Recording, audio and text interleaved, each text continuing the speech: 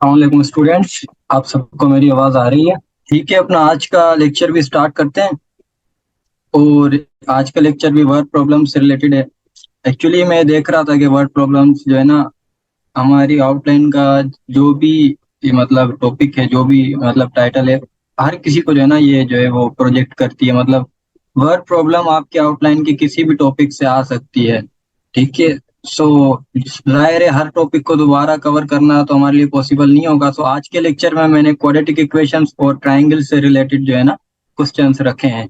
उसके अलावा जो जो हमारे टॉपिक्स वर्ड प्रॉब्लम्स में रह गए हैं वो मैं आपसे व्हाट्सएप ग्रुप पे शेयर कर दूंगा पीडीएफ की फॉर्म में। मतलब हर टॉपिक से अलग अलग रिलेटेड वर्ड प्रॉब्लम्स जिसमें उनके सॉल्यूशंस भी होंगे, तो आप उसकी प्रैक्टिस कर लीजिएगा। इसके बाद जो हमारे नेक्स्ट टॉपिक रहते हैं अपना एरिया, सरकमफेरेंस, वॉल्यूम के और रेशियो प्रोपोर्शंस के भी रहते हैं। तो मैं कोशिश करूंगा कि उनको भी इसी तरह उसके लेक्चर प्रिपेयर किए जाएं कि उसमें आपकी वर्ड प्रॉब्लम्स भी कवर हो जाएंगी और वो टॉपिक भी आपके कवर हो जाएंगे। सो आज का लेक्चर हम स्टार्ट करते हैं फर्स्ट क्वेश्चन से। आप फर्स्ट क्वेश्चन की स्टेटमेंट ये है आज के लेक्चर में, the sum of a positive number and its square is 240, find that number. ठीक है। एक नंबर है, अगर हम उसी का स्क्वायर ले लें और उन दोनों का आपस में सम कर लें तो हमारे पास रिजल्ट आएगा 240। ठीक है। तो स्टेटमेंट हमें ये कह रही है। सो अब हमने वो नंबर फाइंड करना है कि वो कौन सा नंबर है। अगेन जो तरीका होता है सॉल्व करने का, कि भाई हम सबसे पहले कंसीडर करेंगे इसके सॉल्यूशन की तरफ। अगर मैं आपको लेकर जाऊं, हम सबसे पहले ये कंसीडर करेंगे कि भाई वो नंबर एक्स है या वाई है या जी है। ठीक है। हमने ये कंसीडर कर लिया, let x be the positive number.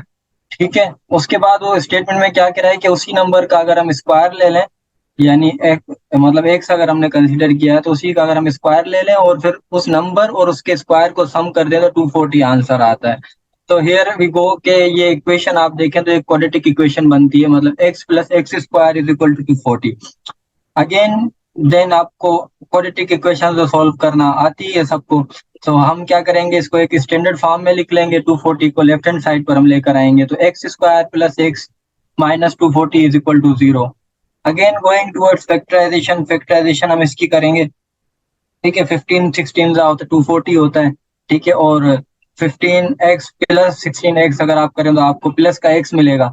Again फिर हमने इसको फैक्टर्स में कन्वर्ट किया है, x माइनस 15 एंड यहाँ पर 16 कॉमन लिया तो x माइनस 15 यहाँ पर आया।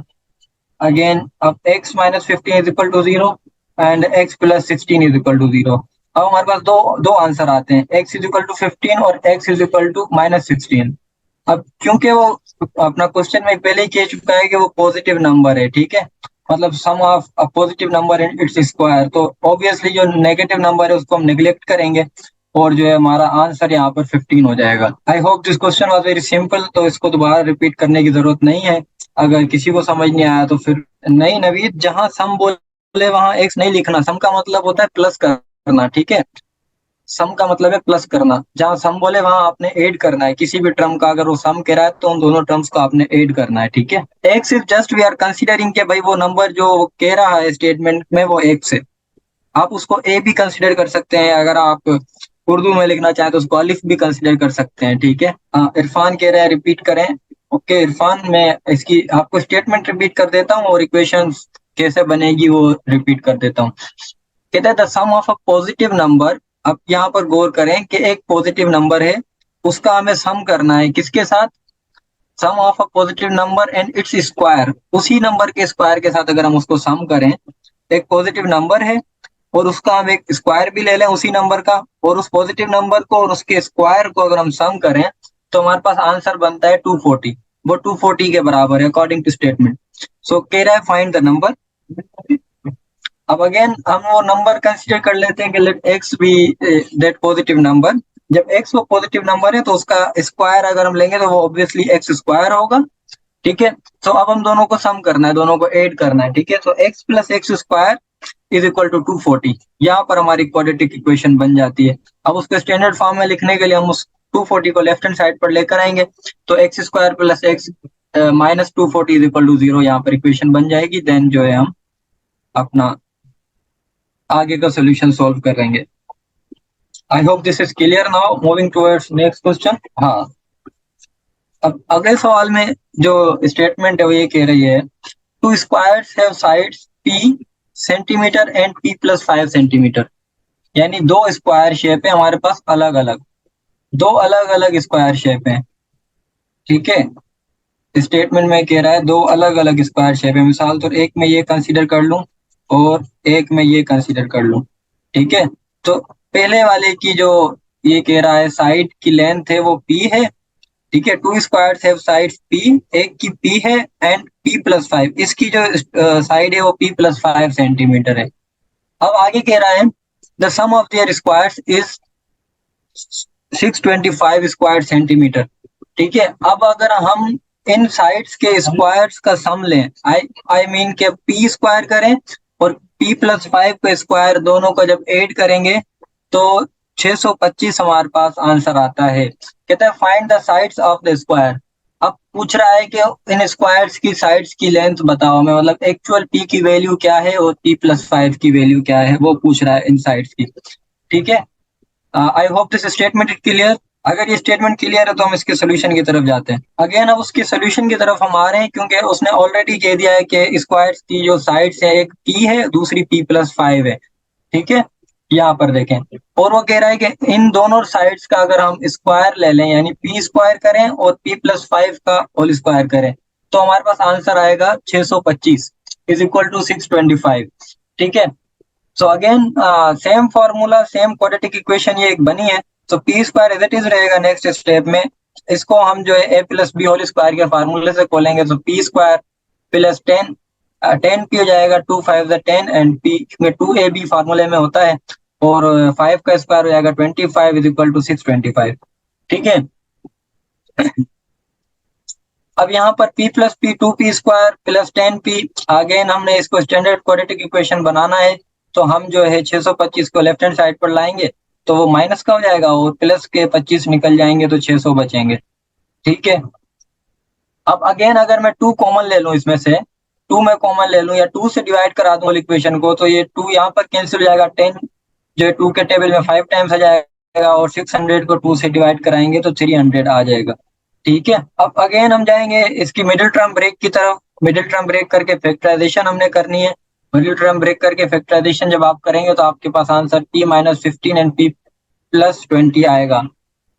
किसी को इशू है अगर फैक्टराइजेशन में तो मैं यहाँ कर दिखा देता हूँ, अदरवाइज क्योंकि आपने क्वाड्रेटिक इक्वेशंस के बहुत सारे लेक्चर्स लिए हुए हैं तो मैं अज्यूम कर रहा हूँ कि आपको ये समझ आ रहा है। So p is equal to 15 आया है और p is equal to minus 20 आया है। तो होपफुली जो माइनस 20 है वो कभी भी आपकी लेंथ नहीं हो सकता, लेंथ आपकी पॉजिटिव में होती है क्योंकि वो साइड्स की लेंथ की बात कर रहे हैं। ठीक है, तो देट इज वाई हम नेगेटिव टर्म को नेग्लेक्ट करेंगे।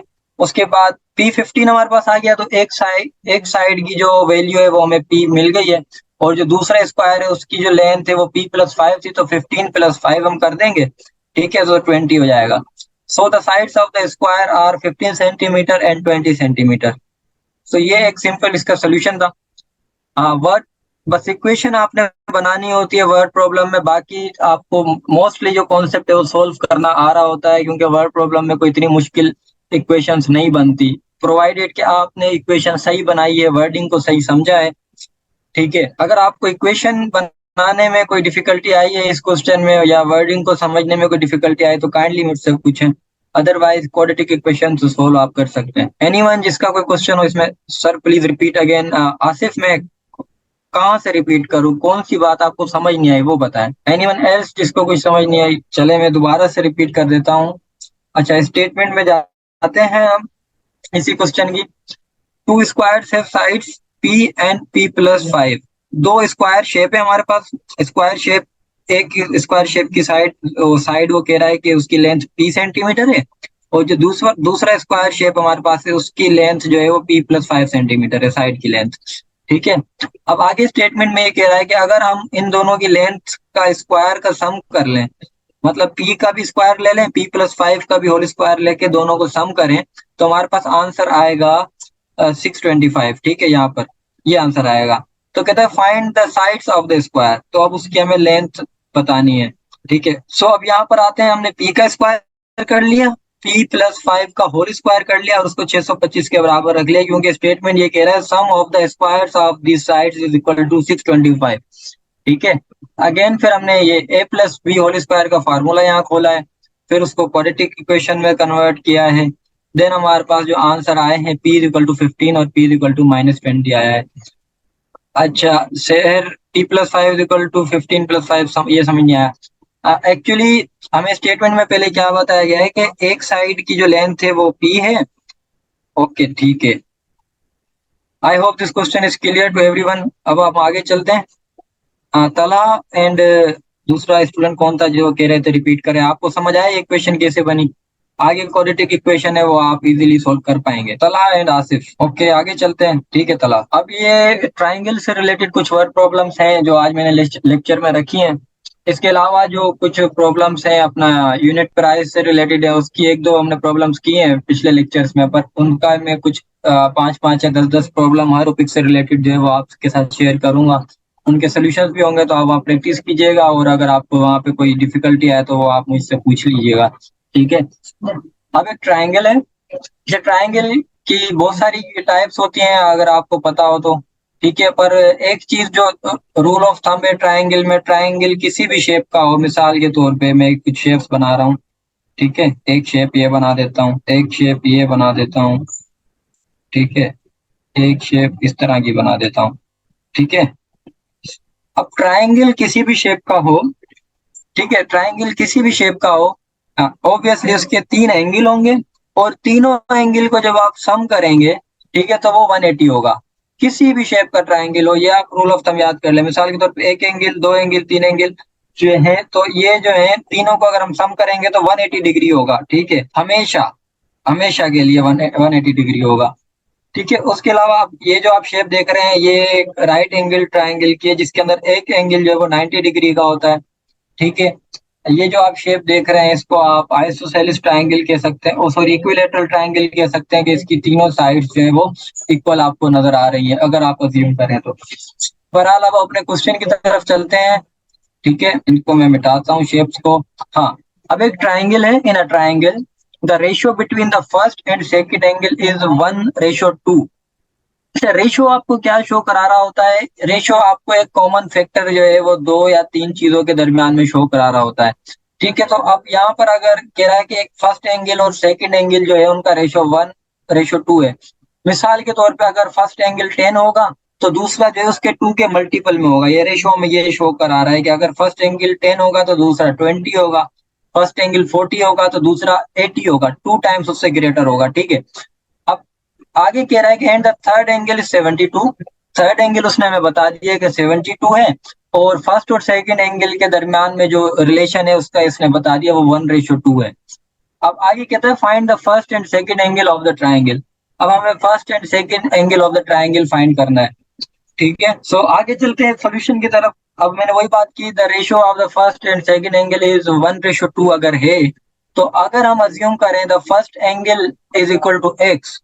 ठीक है, हमने अज्यूम कर लिया कि फर्स्ट एंगल जो ट्राइंगल का होगा वो एक्स होगा, सो ऑब्वियसली जो सेकंड एंगल हमारे पास होना है वो 2x हो जाएगा। ठीक है, रेशियो से हमने डेटा लिया है तो हमने इसको 2x कंसीडर कर लिया। अब हमें पता है the sum of the 3 angles of a triangle is equal to 180 degree.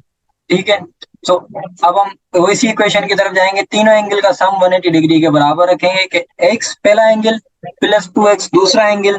तीसरे एंगल की वैल्यू उन्होंने खुद दी हुई है क्वेश्चन में कि 72 डिग्री है, इज इक्वल टू 180 डिग्री। अब सिंपल इक्वेशन बन गई, 72 को राइट हैंड साइड पर लेकर आएंगे, माइनस करा देंगे 180 डिग्री से, तो 108 डिग्री हमारे पास बचेगा। और ये 2x प्लस 2x 3x हो गया। अगेन 108 को डिवाइड करा दिया 3 से, तो x इज इक्वल टू 36 हो गया।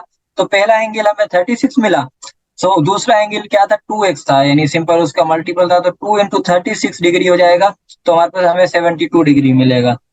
सो these are the answers for first and second angle के। First angle is 30 degree and the second angle is 72 degree. So यहाँ पर इस क्वेश्चन का सोल्यूशन खत्म होता है।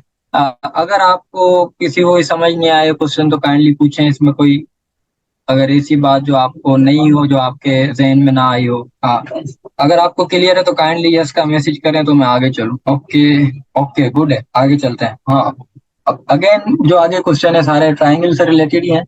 सो इन अ ट्राइंगल, स्टेटमेंट है, in a triangle if the second angle if the second angle is 3 times the sum of the first angle। अच्छा, यहाँ पर एक और इंटरेस्टिंग चीज है जो अगर आप गेट पर कर पाए तो कीजिएगा, वरना मैं आपको बताऊंगा। In a triangle if the second angle is 3 times the sum of the first angle. ठीक है, एक ट्राइंगल है, अगर उसमें हमारा कोई फर्स्ट एंगल है तो उसका जो सेकंड एंगल होगा वो 3 टाइम्स होगा फर्स्ट एंगल का एंड द एंड 3। ठीक है, 3 टाइम्स फर्स्ट एंगल एंड 3 का मतलब यहाँ पर होगा कि अगर फर्स्ट एंगल हम एक्स रखें तो एक्स प्लस 3 का 3 टाइम्स जो होगा वो सेकंड एंगल होगा। ठीक है, and the third angle is the sum of 2 times the first angle and 3। और जो सेकंड है उसका थर्ड एंगल जो है वो 2 टाइम्स है फर्स्ट एंगल का, यानी 2 इंटू एक्स, और फिर उसके अंदर प्लस होगा 3। ठीक है, find the 3 angles of the triangle. अब पूछ रहा है कि हमें तीनों एंगल बताओ ट्राइंगल के। इस स्टेटमेंट में कुछ समझ आया आपको कि वो क्या कहना चाह रहा है, या एक्सप्लेनेशन की तरफ जाएंगे तो फिर आपको समझ आएगा। अब इसकी एक्सप्लेनेशन की तरफ अगर आप देखें, अब हम कंसीडर करेंगे वही कि भाई let x be the first angle, let x be the first angle. अब एक्स अगर फर्स्ट एंगल है तो सेकेंड एंगल क्या होगा, according to statement of the question second angle ये होगा 3 times the sum of the first angle and 3। यानी सम करना है फर्स्ट एंगल का 3 के साथ, फिर उसको 3 से मल्टीप्लाई करना है। ठीक है, सो सेकेंड एंगल हमारा हो गया 3 times the first angle plus 3। ठीक है, और थर्ड एंगल हमारा हो जाएगा, third angle is the sum of 2 times the first angle and 3। अच्छा, यहाँ पर गौर करने की बात यह है कि जो सेकंड एंगल हम ले रहे हैं उसमें हम पहले एंगल के साथ 3 ऐड कर रहे हैं, फिर उसको 3 टाइम्स मल्टीप्लाई करा रहे हैं। बट जो सेकंड थर्ड एंगल हम ले रहे हैं उसमें हम पहले क्या कर रहे हैं, 2 टाइम्स उस एंगल को कर रहे हैं, फिर उसके अंदर 3 ऐड कर रहे हैं। उसका रीजन ये है, उसका रीजन ये है कि अगर आप फर्स्ट स्टेटमेंट में देखें तो 3 टाइम्स वो पहले कह रहा है और सम का लफ्ज बाद में यूज कर रहा है। ठीक है, 3 टाइम्स पहले यूज कह रहा है और सम का वर्ड बाद में यूज करके कह रहा है कि फर्स्ट एंगल प्लस एंड 3 मतलब प्लस 3। ठीक है, बट थर्ड एंगल के लिए वो सम का लफ्ज पहले यूज कर रहा है और 2 times of the first angle बाद में कह रहा है, तो हम क्या करेंगे, 2 times of the first angle लेकर फिर सम करेंगे। ठीक है, और सेकेंड एंगल के लिए हम 3 टाइम्स बाद में करेंगे, पहले सम ले लेंगे फर्स्ट एंगल प्लस 3 का, फिर उसको 3 टाइम्स करेंगे। तो ये एक टेक्निकलिटी थी इस क्वेश्चन में जो आप इक्वेशन बनाने के वक्त जो है वो मिस्टेक कर सकते हो। सो इसी तरह हमें एक्स मिल गया फर्स्ट एंगल, सेकेंड एंगल मिल गया 3 इंटू एक्स प्लस 3, और थर्ड एंगल हमें मिल गया 2x प्लस 3। ठीक है, सो अगेन वही इक्वेशन यूज करेंगे कि sum of all 3 angles of a triangle are equal to 180 degree. ठीक है, so x plus first angle plus second angle plus third angle, यानी x plus 3 into x plus 3 plus 2x plus 3 is equal to 180 degree. So x वाली terms को एक जगह जमा करेंगे, सो 6x हमारे पास आया। ठीक है, और जो कांस्टेंट टर्म है उनको एक जगह जमा करेंगे तो 12 आया, 6x प्लस 12 इक्वल टू 180। फिर 12 को हम अगेन वही राइट हैंड साइड पे लेकर जाएंगे तो माइनस 12 180 डिग्री से हो जाएगा। तो 168 एंड 6 को अगेन डिवाइड करेंगे तो एक्स हमारे पास आ जाएगा 28 डिग्री, एंड फर्स्ट एंगल हमें 28 डिग्री मिल गया, तो सेकंड एंगल भी हमें इजीली मिल जाएगा 28 प्लस 3 अपना 31, 31 को 3 से मल्टीप्लाई करेंगे तो 93। और थर्ड एंगल जो होगा अगेन हम उसके अंदर 2 इंटू एक्स करेंगे तो 2 इंटू 28 प्लस 3 करेंगे तो 59 हमारे पास आंसर आएगा। सो इसी तरह से हमें तीनों एंगल जो है ना वो हमें मिल जाएंगे, और आप तीनों एंगल का सम करेंगे तो ये 180 डिग्री के बराबर ही आएंगे। अगर 180 डिग्री के बराबर नहीं आ रहे हैं तो आपका आंसर जो है वो कहीं ना कहीं रॉन्ग है। ठीक है, तो एनीवन हैज डिफिकल्टी, अगर ये क्वेश्चन क्लियर है तो आगे चलें, काइंडली मुझे बताएं सर। 2 पैराग्राफ फिर से रिपीट करें। 2 पैराग्राफ मतलब इस क्वेश्चन की स्टेटमेंट, पैराग्राफ कौन सा है इसमें? ओके, इसकी स्टेटमेंट सबको समझ आई किस तरह इक्वेशन बनी है? अगर इक्वेशन बनाने में किसी को कुछ इशू है तो बताएं काइंडली। ओके, ठीक है, आगे चलते हैं। हाँ, अब क्वेश्चन नंबर 5 की तरफ अगर आप देखें, इन अ राइट ट्राइंगल। अब एक राइट एंगल ट्राइंगल है जिसको राइट ट्राइंगल भी कहेंगे, मतलब राइट ट्राइंगल जब भी आ गया तो इसका मतलब ये समझें कि एक एंगल जो ट्राइंगल का है वो 90 डिग्री है। ठीक है, apart from the right angle, मतलब राइट एंगल 90 डिग्री का होता है, the other two angles are x+1 and 2x+5। जो बाकी के दो एंगल हैं उनकी ये वैल्यू बता रहा है कि x+1 है और एक है 2x+5। Find the angles of the triangle. Same अगर उस तरफ जाए तो अगेन सेम इक्वेशन हमने यूज करनी है, sum of the three angles of a triangle are 180 degree.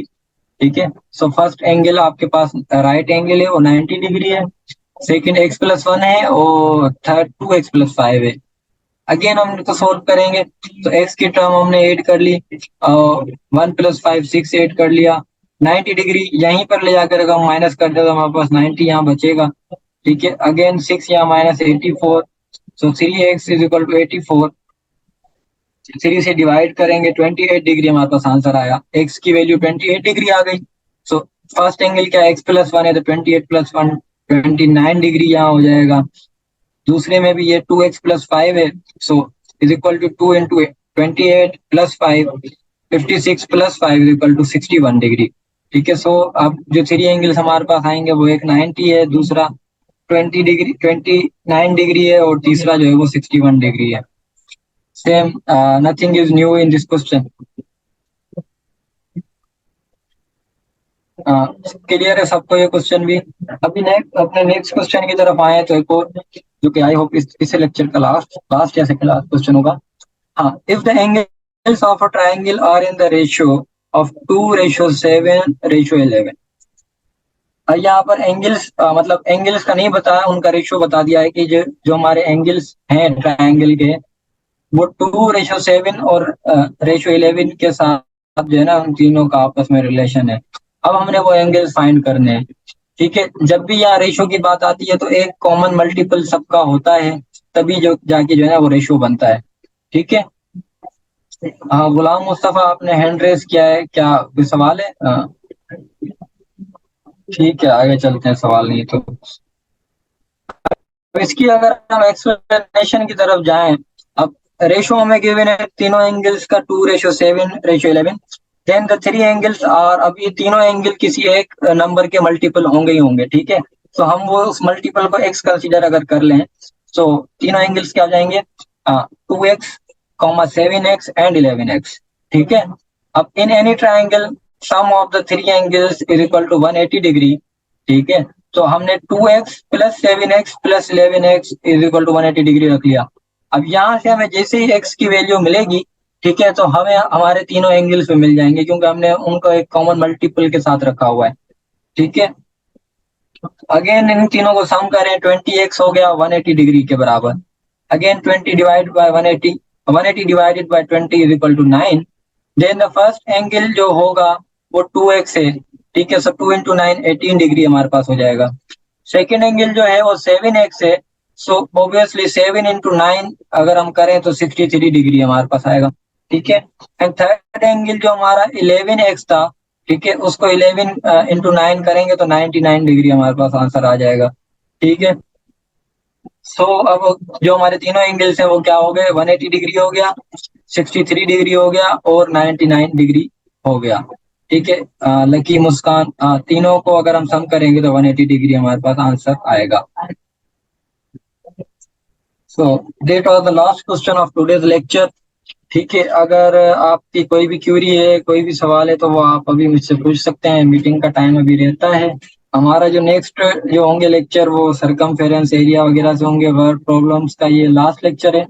ठीक है, प्रीवियस अगर किसी क्वेश्चन में आपको कोई डिफिकल्टी आई है तो काइंडली वो मुझसे पूछें। ओके, ठीक है, ठीक है, ठीक। अच्छा, दूसरा ये था कि आउटलाइन में जो है वो सेट्स वगैरह का नहीं गिवन है, बट और लॉगरिथम का भी जो है ना आउटलाइन जो हमारे पास है उसमें नहीं है। बट ये है कि उनको आप इग्नोर नहीं कीजिएगा। ठीक है, आउटलाइन को आप इग्नोर मतलब सेट्स और लॉगरिथम के टॉपिक्स को इग्नोर नहीं कीजिएगा। लॉगरिथम के लिए मैंने एक वीडियो भी भेजी थी। ठीक है, हाँ, ये है कि सेट से रिलेटेड मैं आपको वर्ड प्रॉब्लम्स भी ग्रुप में शेयर कर दूंगा और उससे मुतालिक कोई लेक्चर अगर मुझे अच्छा मिला जो कि जिसको आप इजीली गेट कर पाए वो भी सेंड कर दूंगा, तो आप काइंडली वो लेक्चर भी देख लीजिएगा। ठीक है, क्योंकि उनसे भी कोई ना कोई क्वेश्चन आ सकता है, क्योंकि ऑब्वियसली जब आप मैट्रिक और इंटरमीडिएट की मैथ्स में जाएंगे तो वो भी वहाँ मौजूद हैं। ठीक है, यूजुअली जो मेन टॉपिक्स हैं वो तो हम यहाँ कवर कर रहे हैं, पर उनसे भी कुछ ना कुछ आ सकता है। लीनियर इक्वेशन वाले सम एक्सप्लेन कर दें। लीनियर इक्वेशन वाला कौन सा सम है, काइंडली वो आप मुझे हेडिंग सेंड करें। ठीक है, वो भी मैं आपसे शेयर कर दूंगा, HCF और LCM वाले प्रॉब्लम्स भी शेयर कर दूंगा। हाँ, तला ग्रुप में उनकी आई थिंक एक्सप्लेनेशन भी मौजूद है। अगर आपको कुछ समझ नहीं आ रहा तो आप मुझे व्हाट्सअप कर दीजिएगा, क्वेश्चन मैं आपको बता दूंगा। A function is rules domain must image but never repeated. S के जयसवानी क्या कह रहे हैं आप? बाकी प्रॉफिट एंड लॉस वाली वर्क प्रॉब्लम्स भी हैं, वो भी ग्रुप में शेयर मैं कर दूंगा विद देयर एक्सप्लेनेशन। ठीक है, तो आप जो है वो भी काइंडली जो है ना उनको गो थ्रू कीजिएगा। कुछ समझ नहीं आए तो ऑब्वियसली आप पूछ सकते हैं अपने कोई भी क्वेरीज वगैरह। ठीक है, आज की मीटिंग बस एंड करते हैं यहीं पर। इंशाल्लाह कल आपका वीकली टेस्ट है और मंडे से फिर जो है ना सर ये रिपीट करें। क्या नवी डोमेन एंड रेंज का कोई सवाल है तो आप पूछ सकते हैं। ये क्वेश्चन ये जो स्क्रीन पर अभी चल रहा है ये वाला, जी बिल्कुल वर्ड प्रॉब्लम होगी कल वाले टेस्ट में। ओके नवीद, ये मैं आपको एक्सप्लेन करता हूँ। हाँ, इसमें ये कह रहा है कि एक राइट एंगल ट्राइंगल है जिसके अंदर एक राइट एंगल है। ठीक है, उसके अलावा दो एंगल हैं जिनकी वैल्यू x+1 है, और जो तीसरा एंगल है टू, उसकी वैल्यू 2x+5 है। ठीक है, अब यहाँ पर x अननोन है और राइट एंगल ट्राइंगल है, तो इसका मतलब एक एंगल उसका 90 डिग्री है। सो इसकी एक्सप्लेनेशन यही है कि हम तीनों एंगल का अगर सम करेंगे तो 180 डिग्री हमारे पास आंसर आएगा। सो पहला एंगल हमने 90 रखा है और x+1 रखा है सेकेंड एंगल की जगह पे, थर्ड एंगल की जगह पे 2x+5 रखा है। ठीक है, फिर इससे हमें एक इक्वेशन मिल गई है। 90 को left hand right hand side पर ले जाकर माइनस कराया तो 180 माइनस 90, तो 90 हमारे पास आंसर आ गया। और यहाँ पर अगर x की टर्म को एक साथ लिख लिया तो 3x हो गया, और 5+1 6 हो गया। 6 को भी राइट हैंड साइड पे ले जाकर हमने माइनस कराया है तो 84 आंसर आ गया। तो 3x = 84, सो 384 से 3 को डिवाइड करेंगे। ठीक है, तो 28 आंसर x की वैल्यू आ गई। सो एंगल जो वो पूछ रहा था हमसे, वो ये पूछ रहा था कि एक x+1 है, तो x अगर 28 है तो x+1 हो गया 29। तो सेकेंड एंगल हमें 29 मिल गया। उसके अलावा दूसरे एंगल की वो क्या बात कर रहा था कि वो है 2x+5, तो x हम 28 रखेंगे यहाँ पर इस इक्वेशन में। तो 2 × 28 अपना +5 कर देंगे, 56 + 5 जो है वो 61 डिग्री हो जाएगा। So this was the explanation of this question. ठीक है नवीद? हाँ, ओके, ठीक है। किसी का और कोई क्वेश्चन है? और इंग्लिश की तैयारी भी जो है ना आप साथ साथ अपनी पूरी रखें, क्योंकि इंग्लिश जो है ना वो मैथ में अगर आप पेपर में कंफ्यूज भी हो जाते हो तो इंग्लिश तो आपके जो है ना वो 40% मार्क्स वो सीधे सीधे हैं। इंग्लिश मतलब इतनी मुश्किल नहीं आती है, तो इंग्लिश पे भी आप लोग ज्यादा ध्यान दें अपना।